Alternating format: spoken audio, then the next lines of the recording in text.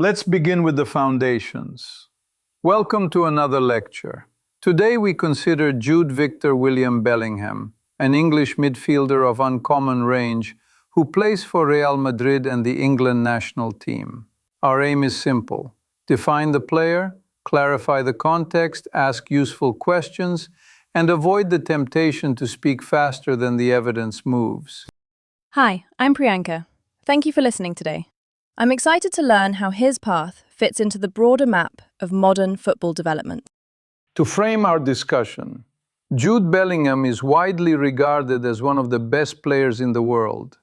He is a complete midfielder, not merely a passer or a runner or a destroyer, but a coherent integration of ball winning, progression, creation, and end product.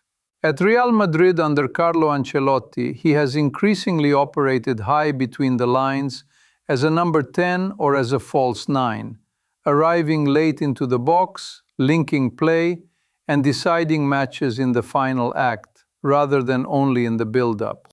So, I guess we can start by thinking about definitions. When we say complete midfielder, we mean press-resistant under pressure, able to break lines with passes or carries, able to win the ball back, and then still arrive for goals. Is that a fair summary? Precisely, and we can add empirical texture. In Real Madrid's 2023-2024 Champions League triumph, he posted passing accuracy above 90%, specifically about 90.5, while producing goals and assists at volume. The terms themselves matter. Number 10 refers to an advanced playmaker role focused on creating and scoring. False 9 means a nominal striker who drops into midfield to manipulate space. Press resistance refers to the ability to retain and progress the ball when opponents attempt to close you down rapidly. Bellingham sits at the intersection of these capacities. Moving forward, why does any of this matter? First, player development. Bellingham is a live case study in how elite teenagers can be integrated responsibly into top-flight systems without being flattened by the schedule. Second, competitive outcomes.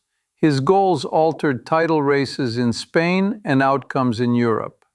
Third, marketability and culture. He fronted major campaigns with Lucozade, appeared in a Skims menswear launch, became the cover star for EA Sports FC, launched a signature Adidas line, and later worked with Louis Vuitton. This commercial and cultural footprint now travels with on-field excellence as a coupled system. I think the next thing we should talk about is why his route stands out for English talents. Historically, many stayed in domestic systems. He chose Borussia Dortmund first, then Madrid. That seems like a strong argument for looking beyond traditional paths. Let's start with the history. Born June 2003 in Stourbridge in England's West Midlands, Bellingham rose through Birmingham City's academy. In August 2019, he became Birmingham's youngest ever first-team player in a League Cup tie at Portsmouth. He then scored the winner on his home league debut against Stoke City and was named EFL Young Player of the Month that November. Birmingham retired his number 22 after the 2019-2020 season, an extraordinary gesture intended to signal that age is not a barrier to influence. Isn't it interesting how a single season can leave such a mark? The number 22 retirement felt symbolic, almost like a note to every academy kid that your work is visible sooner than you think. In July 2020, the decisive move occurred. He signed for Borussia Dortmund for a reported initial £25 million plus add-ons, becoming at that time the most expensive 17-year-old in football history. Within weeks, he scored on his debut in the DFB Pokal, assisted in his Bundesliga debut, and became the youngest Englishman to start a Champions League match. He won the DFB Pokal in May 2021 and was later named Bundesliga Player of the Season for 2022-2023. This was not stardom imagined. It was stardom executed under load. In June 2023, he signed for Real Madrid on a 6-year contract. The base fee was about 103 million euros, rising with add-ons. What followed has the concision of a theorem. In his first Madrid season, he equaled Cristiano Ronaldo's mark of 10 goals in his first 10 matches for the club, scored match winners in El Clasico, and became the club's top league scorer that year from midfield. Madrid won La Liga and the Champions League. He was named La Liga Player of the Season, won the Copa Trophy and the Golden Boy in 2023, and finished third in both the Ballon d'Or and the Best FIFA Men's Player Awards in 2024. And for England, he scored at the 2022 World Cup against Iran and assisted in the round of 16 against Senegal. At Euro 2024, he headed the winner versus Serbia and then produced that overhead kick against Slovakia in the 95th minute to force extra time. It makes me wonder how many careers collect those clutch moments so early. It is worth noting his resilience as a subtext. He dislocated his left shoulder in November 2023, returned 3 weeks later with heavy strapping, scored and assisted in a 3-0 win at Cadiz, and sustained elite output. By April 2024, he had already become Real Madrid's top-scoring English player, surpassing Laurie Cunningham and David Beckham. Success invites scrutiny as well. He was fined in Germany after public comments about a referee in December 2021, and in Euro 2024 he received a fine and a suspended one-match ban for an obscene gesture he described as an inside joke. The career is luminous but not frictionless. Before we get to the complexities, a brief personal note. The best European academies function like well-tuned laboratories. Repetition with feedback, pressure scaled responsibly, and coaches who see potential trajectories rather than fixed positions. Birmingham used him wide at first to build dual craft in space, then moved him centrally, then higher, nearer the box. Pep Clotet observed that early comfort zone. Dortmund then validated the hypothesis at a higher competitive temperature. In chess, we would call this consistent development with tempo. You improve, and you do not lose the initiative. That was helpful to think through, actually. The sequencing matters as much as the destination. Let's proceed to the next point. 3 questions. First, how did the Dortmund move shape his development? Second, what if Birmingham had accepted Manchester United's bid in January 2020? Third, how might his role evolve tactically over the next cycles? Big question 1. Dortmund's influence. Dortmund is a club that treats elite teenagers as first-team solutions, rather than marketing assets awaiting maturity. The environment delivered top-flight minutes, Champions League exposure, and real responsibility in both phases of play. We observe an obvious effect. Defensive contribution remained high. Ball progression and press resistance improved under frequency, and final third output rose year on year. By 2022-2023, he was Dortmund's central problem solver and the league's player of the season. The pathway compressed the time between promise and mastery without skipping necessary steps. Student question time. Did Dortmund's environment differ significantly from Birmingham's, or was it just the higher level of competition? Both. Birmingham provided accelerated exposure and trust. Dortmund added systemic scaffolding. Tactically, Dortmund asked young midfielders to play through pressure in front of 80,000 people, to manage transitional risk with and without the ball, and to sustain output every 3 days across competitions.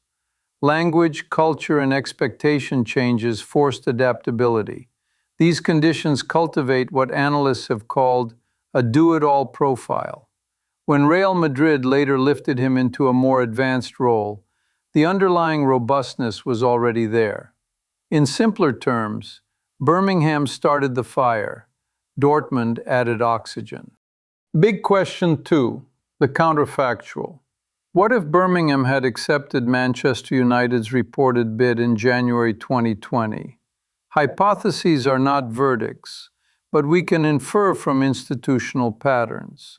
United in that period were navigating managerial transitions and an uneven integration of young midfielders. Minutes would have been less guaranteed.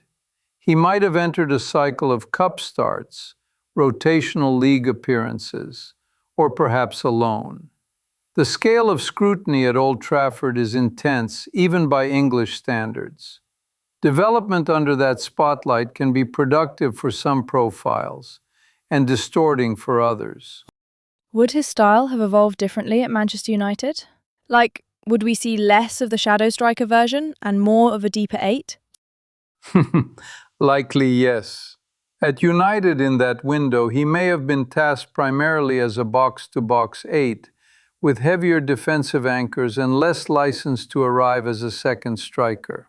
Fewer Champions League knockout minutes at 17 and 18 would have delayed the neurologic acclimatization to elite tempo. Nothing about that path precludes eventual excellence, but the timing of mastery matters. Dortmund gave him agency and repetition exactly when the brain and body adapt fastest.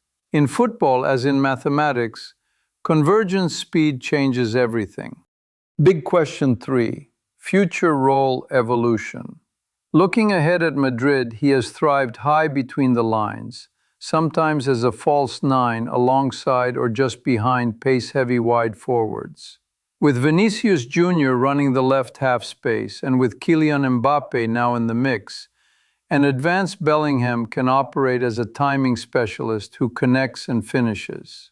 In certain matches, you will see a box midfield shape, a 3-2-4-1, or a diamond 4-3-1-2, where he becomes the apex who presses the pivot and attacks the box. For England, he toggles between a more traditional 8 and a 10, depending on the opponent's block. Flexibility is the invariant. How might future tactical changes affect his career? Say, if pressing intensities rise again, or if coaches return to deeper playmakers as controllers? 3 scenarios. 1. Continuity at the apex. Madrid emphasized vertical transitions with 2 wide threats. Bellingham stays high as the third runner and late arriver, and his goal output remains elite. 2. Hybrid 8. Against deep blocks, he drops 5 to 10 meters to help overload midfield, then surges past the front line to preserve creation and finish. 3. Later career controller. As physical peaks normalize, he could become a deeper orchestrator who still breaks lines off the dribble, an advanced 8 or half-space conductor. The constant requirement is press resistance and decision speed, which he already owns in abundance. Research needed. We would do well to map how modern midfields handle rest defense when 8s surge forward, how box shapes protect the back line, and how false 9s trigger counter-pressure immediately after losing the ball. Bellingham's tape is an excellent laboratory for all 3. If we must choose one paper to write, it is the one about timing of arrivals into the area as a function of the fullback's starting height. But I promise we will not impose equations on you today. Building on that, the human side matters too. Family influence, his father Mark as a prolific non-league scorer, and a younger brother Job already professional, plus completing studies with a BTEC certificate while progressing. Those details suggest grounded habits that probably make tactical flexibility easier to absorb. In conclusion, Jude Bellingham is a versatile midfielder whose trajectory runs from Birmingham to Dortmund to Madrid with uncommon velocity. We examined how Dortmund accelerated his growth, why a Manchester United pathway in 2020 would likely have altered both timing and role, and how future tactical designs may keep him toggling between advanced finisher and hybrid 8, with a plausible shift to deeper orchestration over time.